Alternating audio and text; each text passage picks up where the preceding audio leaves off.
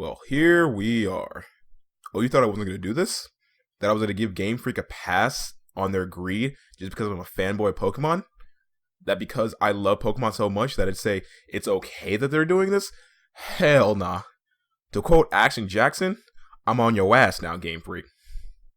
So for those who don't know, in the past couple of days, sorry that I wasn't able to review this immediately. Again, I had some personal stuff, and I was just trying to get in the right mindset to make this video. This isn't going to be a proper scripted video. This is, again, just my quick thoughts on the subject. Gamefreak has decided to grace us with DLC in Sword and Shields. Now, I, again, have made it clear that I don't mind microtransactions. I don't mind DLC. But I have a problem with microtransactions in DLC when it's removed content that they're making us pay for again. And guess what Gamefreak's doing with their DLC? That's right, they're making us pay for Pokemon that they were purposely removed from the older games. Remember how every single Pokemon up to this point has included every single Pokemon? And then when they did this game, they've come up with so many excuses on why they couldn't put all the Pokemon in. Oh, we can't put them in because we're trying to work on the animations and make sure the sprites are better. That was found out to be a lie because the animations and sprites are the exact same as Sun and Moon. Oh, we can't put them in because our systems can't handle it. It's not strong enough of a system. But it can handle The Witcher 3. It can handle Doom. It can handle all these other games. And you can't handle Pokemon on here.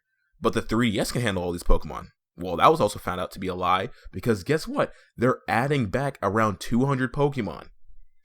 If they just wanted to make a new region and make new Pokemon as for each region, and they added DLC to this, I'd be totally okay with that. But the fact that they're adding in old Pokemon is the exact kind of bullshit that I give companies like Activision and EA and Ubisoft. I have a video talking about how it's pathetic that Activision is removing things and making us pay for the solutions, or how other companies remove things and then expect us to pay for things. I don't play sequels and expect to be given less. I don't play sequels and expect to be cheated. I play sequels and expect there to be more, not to play sequels and have content removed from me because it's a sequel. It should be bettering itself. It should be adding more each time. Oh, but they're adding more. They're putting it behind a paywall. They're saying that you can have your old Pokemon. You can have those fan favorites that you love. Oh, you know what another good excuse they gave is? Oh, we're doing this because we want the game better balance. And then they're bringing back the Pokemon, right? Oh, yeah, you care. You truly care about balance, don't you, fuckers? Sorry, got a little bit heated. I should be cursing. But I'm just so upset because this is another case of a company that I love falling to greed. Oh, well, video games are expensive. They have to do things like this. Did you know that Pokemon makes more than every single other franchise out there? Pokemon as a medium, as a means of entertainment, makes more money than quite literally every other medium. Every single other one gets heavily triumphed by Pokemon. You can Google this. Sure, Disney might have deeper pockets because they own so many other franchises, but as a single franchise, Pokemon has made $95 billion compared to other things like Winnie the Pooh and Hello Kitty making $70 billion, Star Wars making around $60 billion.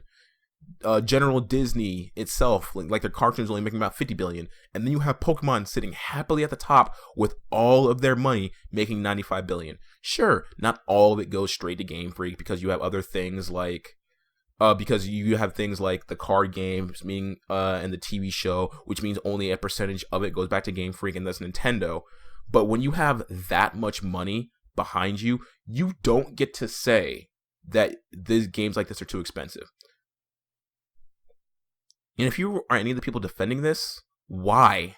Why? For what purpose would you defend this?